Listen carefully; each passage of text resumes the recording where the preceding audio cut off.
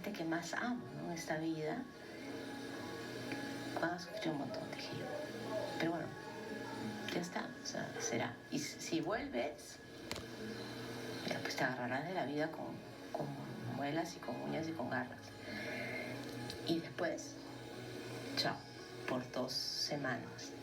Ana Chereque se quedó dormida y durante 14 días los médicos de la unidad de cuidados intensivos lucharon por salvar su vida. Sabían que estaban frente a un caso especial. Ana tiene esclerosis múltiple. El riesgo de esa mujer era doble.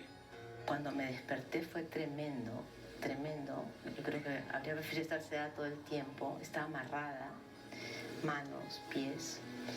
Me explicaron que había tratado todo el tiempo de quitarme las cosas, los tubos, las sondas, las vías, y que por eso me habían amarrado. La historia de Ana ya la tenemos interiorizada y aunque conocida nos sigue asustando. Un familiar cayó enfermo de COVID-19 en casa y poco a poco el brote se va multiplicando. Ella, junto con los adultos mayores, era la más vulnerable debido a su estado de salud. Un sábado de hace muy poco, el resultado de su examen fue positivo.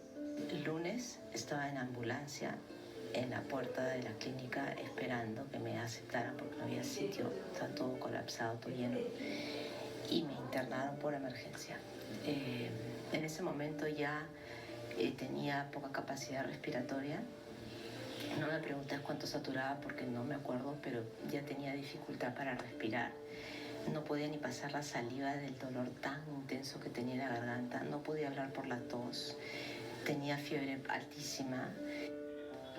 En la sala de emergencias vio a pacientes intubados, gente que de pronto desaparecía, médicos esforzándose por salvar vidas. Pasó lo peor y entonces vino la constatación de la fragilidad de su situación. Ya, hay una serie de síntomas que yo tengo que están contrapuestos. Entonces, por ejemplo, el adormecimiento de las yemas de mis dedos. No sé, o sea, como me decía ayer la doctora, ¿no? Mira, puede ser una secuela del COVID, porque pensé que sepamos todo del COVID, se pasarán 5 años, o puede ser una complicación de esclerosis múltiple, porque esclerosis múltiple tienes entumecimiento, adormecimiento, pérdida de fuerza. Ana integra un colectivo civil que lucha en la actualidad por cerrar una brecha de vulnerabilidad en al menos 2 millones de pacientes que en el país viven con llamadas enfermedades raras o huérfanas. Enfermedades raras son un grupo de enfermedades heterogéneas que se caracterizan por varios patrones. Uno, son de difícil diagnóstico, más o menos se demoran en diagnosticar de 5 a 7 años, son deterioradas y conducen a la mortalidad del paciente. Tienen un alto impacto emocional y el tratamiento tenemos poco o es poco eficaz. En el Perú, 7 de cada 100.000 personas padece esclerosis múltiple, una enfermedad que hace que el propio sistema inmune del individuo ataque células del sistema nervioso, ocasionando problemas visuales y de coordinación, debilidad muscular y alteraciones de memoria. De ahí su fragilidad y la urgencia para enfrentar la pandemia. De ahí la necesidad y el pedido, casi ruego, de ser vacunados cuanto antes. Se suponía que nosotros estábamos apuntando a que nos mencionaran dentro de ese listado. Ahora que ha cambiado el esquema y que han dicho que lo van a revisar y van a replantear y todo, lo que esperamos es que mencionen en qué momento de esta vida, que sea ya, nos van a vacunar.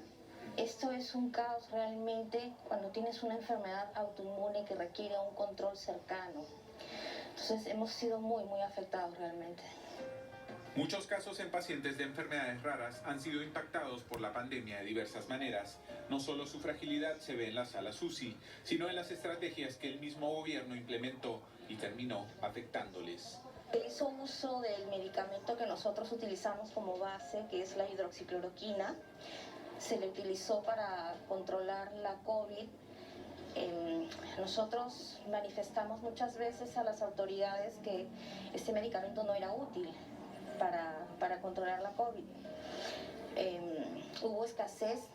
Esta escasez ha traído como consecuencia que los pacientes no puedan controlar bien su enfermedad, exacerbación en el lupus, descontrol de la enfermedad. Erika Martí Corena fue diagnosticada con lupus a los 34 años. Cuando empezó la pandemia, el mayor golpe para el grupo de personas con su enfermedad fue la falta de medicamentos y de citas médicas. Para nosotros era algo normal porque estábamos acostumbrados a llevar periodos de cuarentena, pero un año completamente aislados ya es un año.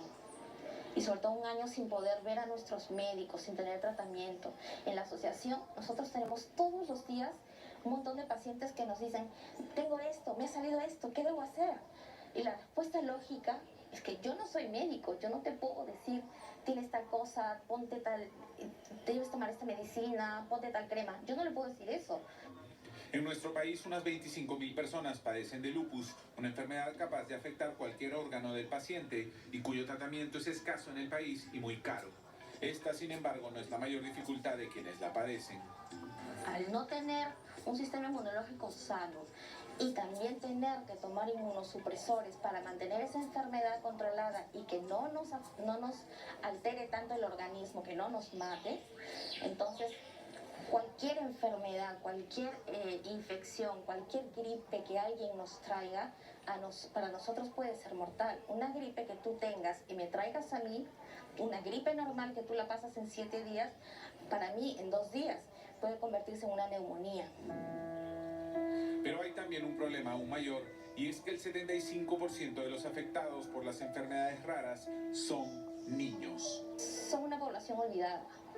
Todos lo sabemos, todo el que tiene un niño en casa sabe que los niños que no pueden volver a clases porque mientras no haya vacuna, ¿te puedes imaginar si tienes un niño con una enfermedad rara? O sea, los niños no van a tener vacuna, ni un niño sano y mucho menos un niño con enfermedad rara. Si a los adultos con enfermedad rara no nos ponen, no nos responden, nos ignoran, imagínate la situación de un niño con enfermedad rara. Lo que hay que hacer con los niños que tienen enfermedades raras y huérfanas, como dice la Asociación Española de Enfermedades, es vacunar a sus cuidadores, es decir, ¿vacunar a quién? A sus padres. El gobierno de Chile ha replicado esta acción en una estrategia que prioriza la vacunación de hasta 6 cuidadores de pacientes pediátricos con necesidades especiales de salud, 6 personas del entorno más cercano del menor, para así protegerlo de la enfermedad. Este, sin embargo, es el documento que nuestro Ministerio de Salud envió a la asociación cuando se le solicitó seguir una estrategia similar. La institución respondió apenas que la vacunación se realizará de acuerdo al Plan Nacional de Vacunación. No entró en más detalles. Cero empatía. No quieres ir a un hospital porque te vas a contagiar. Y los pacientes que se han contagiado, en su mayoría todos llegan a UCI. Alicia García es paciente de hipertensión pulmonar. Lleva una triple terapia y esta es la primera vez que sale a la calle. Si lo hace, es para visibilizar la problemática de esta población. De las 8 personas que tenemos, 6 han entrado a emergencia y a UCI. De esas 3 han fallecido. Una se recuperó y cuando regresó a casa después de la secuela, al mes murió. ¿No? O sea, y el detalle que es, en nuestro caso, por ejemplo, en hipertensión pulmonar, es como tener COVID, porque nosotros tenemos falta de aire porque no oxigenamos. Nuestra sangre oxigenada pasa con gran dificultad. Tienes mareos, tienes dolor en el pecho, la gente se puede desmayar. Si no tienes un buen tratamiento, estás con la tos. Como ella, muchos otros casos no son visibles, pero algunos, los más trágicos, han pasado a engrosar las filas de muertos en exceso del SINADEF. Consultado por este programa, el Ministerio de Salud informó que de momento los pacientes con enfermedades raras o huérfanas no están incluidos en alguna etapa precisa del plan de vacunación. Su futuro lamentablemente es incierto y preocupante. La crisis de esta población no termina. Hay esta población vulnerable, hay este grupo vulnerable, hay este grupo prioritario.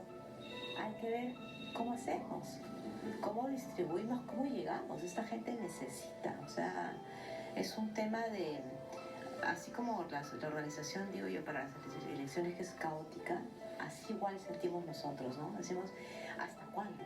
¿Por qué no se nos está poniendo dentro de este plan de vacunación? Se ha puesto por edad, justamente por esto, por vulnerabilidad y porque son de alto riesgo. Y no entendemos por qué enfermedades raras no están puestas si saben que nosotros nos enfermamos y vamos a ir a un hospital.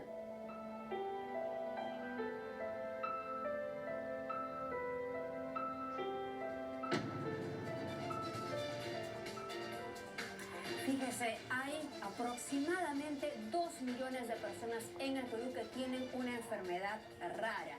Y este registro solamente alcanza el 8% de las enfermedades que finalmente ha reconocido la Organización Mundial de la Salud. Así estamos al día de hoy. Así estamos y se necesita atención urgente para estos pacientes. Nos vamos a la pausa.